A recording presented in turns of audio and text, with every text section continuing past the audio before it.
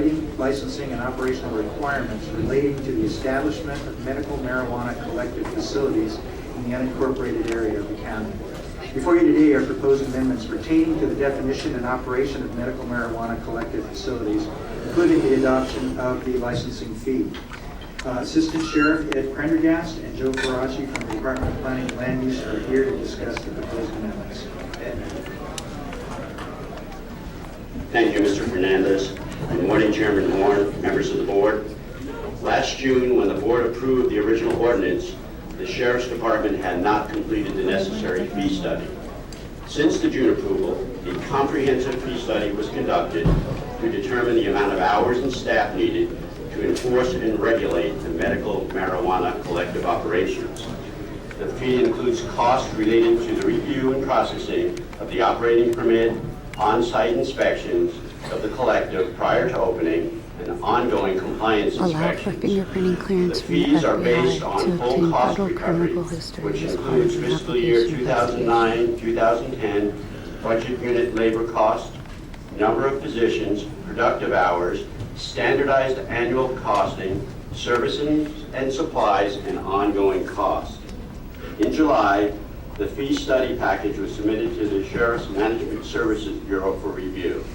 The fee study was subsequently submitted to the county's auditor and controller for approval. Approval from the auditor and controller was received on October 1st, 2010. The final proposed fee is $11,017 per year. To give you a few comparisons, San Francisco's fee is about $11,443. Long Beach is $14,742. The City of Los Angeles is $8,539 and other additional costs. The City of San Diego is estimating a preliminary cost between $25,000 and $30,000. The San Diego County fee is both reasonable and comparable to other jurisdictions throughout the state. In addition to the fee proposal, there is a proposal to amend the county's uniform licensing procedures to allow the Sheriff's Department to obtain federal criminal history on those applying for an operating permit via fingerprints transmitted to the FBI. This amendment to the uniform licensing procedures will codify a board resolution passed on April 7, 2009 that allows the Sheriff's Department to obtain FBI clearances on all police-regulated businesses requiring fingerprints. The proposed amendments also include a new section addressing the delivery of medical marijuana. As jurisdictions throughout the state passed bans or moratoriums or enacted regulations governing medical marijuana, mobile dispensaries or delivery services became more prevalent. Many of the delivery services began as a way to avoid regulation. Many of the delivery services operate illegally. The proposed amendment addressing delivery service permits delivery to members of a county-regulated collective by other collective members in accordance with the Health and Safety Code sections. Delivery services operating outside of a county-regulated collective structure will remain illegal. The amendments before the board also include some minor clerical revisions of an administrative nature. At this time, Joe Faraci will discuss the proposed amendments related to planning and land use. Thank you, Assistant Sheriff Prendergast. Good morning, Chairman Horn, Supervisors. In conjunction with the regulatory code amendments being made by the Sheriff's Department, the Department of Planning and Land Use proposes two minor updates to the zoning ordinance portion of the medical marijuana collective facility program. The first minor cleanup would simply make the existing definition of the zoning ordinance consistent with an existing definition in the regulatory code text. The definition pertains to who is exempt from the zoning ordinance requirements. The second proposed cleanup would further clarify the definition of a lawfully established, non-conforming medical marijuana collective facility. Lawfully established would mean that a lawful medical marijuana collective must have applied and obtained a building permit or certificate of occupancy prior to the start of the board-directed moratoria that went into effect in August 2009. The date of the existing ordinance is proposed to be changed from August 2010 to August 2009, since the lawful medical marijuana facility, if any, were lawfully established, could only have been established prior to the board's adoption of the moratorium in August 2009. These are just clarifications and do not change the purpose or intent of the ordinance. The zoning ordinance amendments were presented to the County Planning Commission on January 21st. The Commission recommended approval of the changes, however, directed staff to convey to the board certain issues that arose as part of public testimony. The adopted ordinance limits medical marijuana establishments to certain zones and establishes separation requirements for certain sensitive land uses, such as churches, schools, and parks. On Friday, the Planning Commission discussed whether the buffer measurements include such sensitive land uses located in other jurisdictions.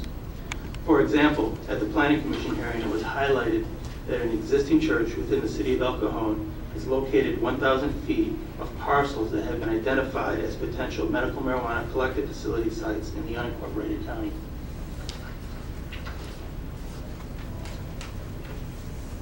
The issue of how the buffer applies in situations when sensitive land uses are located in adjoining cities was not specifically addressed in the adopted ordinance. Therefore, the county has not applied the buffer to sensitive uses within cities. Should the ordinance be amended to include application of buffers in adjoining cities, the county inventory of available sites would be reduced. However, this would not constitute a significant reduction of available sites. If your board chooses, the ordinance can be amended to clarify the way the buffer is applied.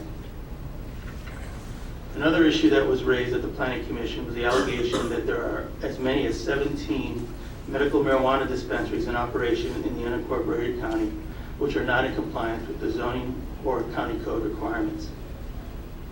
As of the date of this hearing, the county has had a total of 12 code enforcement cases involving illegal marijuana dispensaries. Of the 12 cases, 9 have resulted in dispensaries being shut down as a result of code enforcement and sheriff department action. The remaining 3, which are recent cases, have been referred to the county council for legal action. It is also important to note that our constituents are an important resource, and they are encouraged to contact the county's code enforcement division should they see a dispensary located in their community. Code enforcement will investigate the report and take action as appropriate. That concludes staff's presentation. My name is John Byram, 1000 Vale Terrace Vista. Chairman Horn and supervisors. I'm here to speak on the issue regarding these regulations. In North County, in an unincorporated area between Vista and San Marcos, there are 2 dispensaries that have been violating the ordinance since its inception. Both have received cease and desist order letters from the county, and one has a Superior Court ruling directing them to shut down, yet they continue to operate.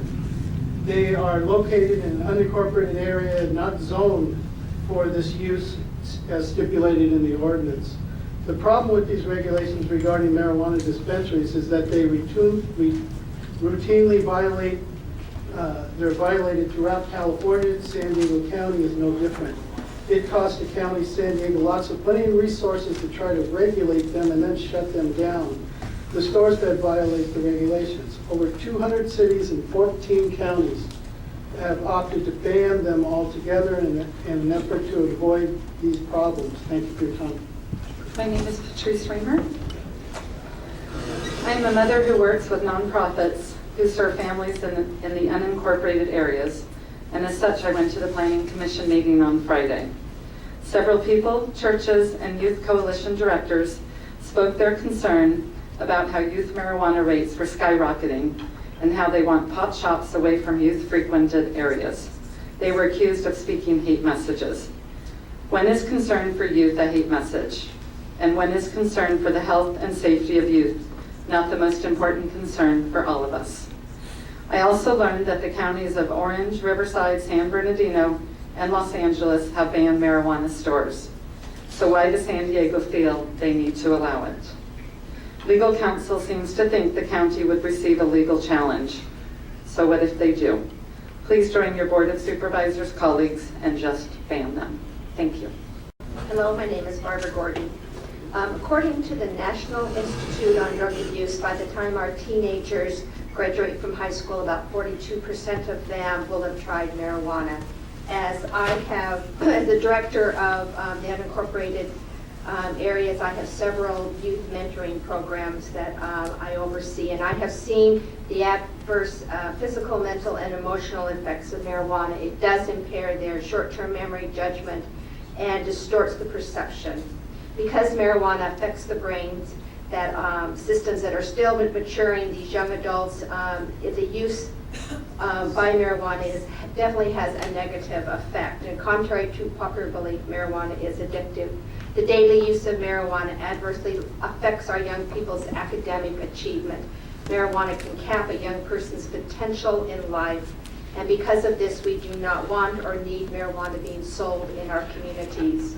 If people feel that they need marijuana, it should be handled as a patient-caregiver relationship and not being sold out of a storefront at a strip mall.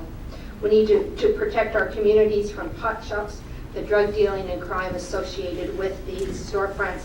As a concerned citizen, I hope you would ban these and protect our families, residents, and businesses in San Diego. Thank you. Hello, my name is Lane Triplett. I would like to ask the Board of Supervisors to consider a ban on pot shops and let caregivers and patients continue together in their closed-circuit relationships and not open up shop in San Diego County.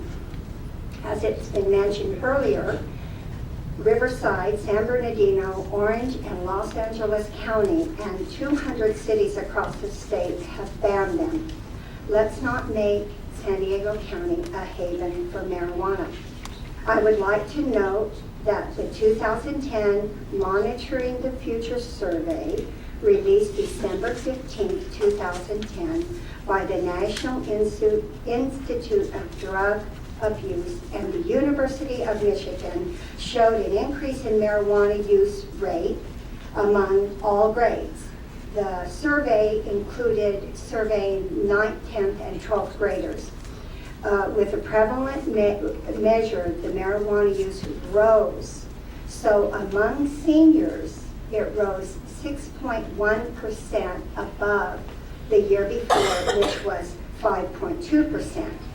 In 10th graders, it rose 3.3% above the 2.8% the year before. In 9th graders, it rose 1.2% above the 1% the year before. Among 12th graders, it was at its highest point since the 80s. The perceived risk of marijuana use regularly is declining among the 10th and 12th graders, suggesting that marijuana use among our youth will continue to have an upward trend. During a press conference in Washington, D.C., Gil Kirilikowski, the director of the White House Office of National Drug Control Policy, called the survey resulting very disappointing, noting that the increased marijuana rates are due largely to mixed messages that our youths are receiving. All this talk about marijuana being medicine is incorrect, and it's sending youth the wrong message. We need parents and adults who influence children in all partnerships in teaching youth about the risk and harm associated with all drug abuse, including marijuana. We need communities to be vigilant and our county to be vigilant in keeping marijuana out of the hands of our youth. Thank you.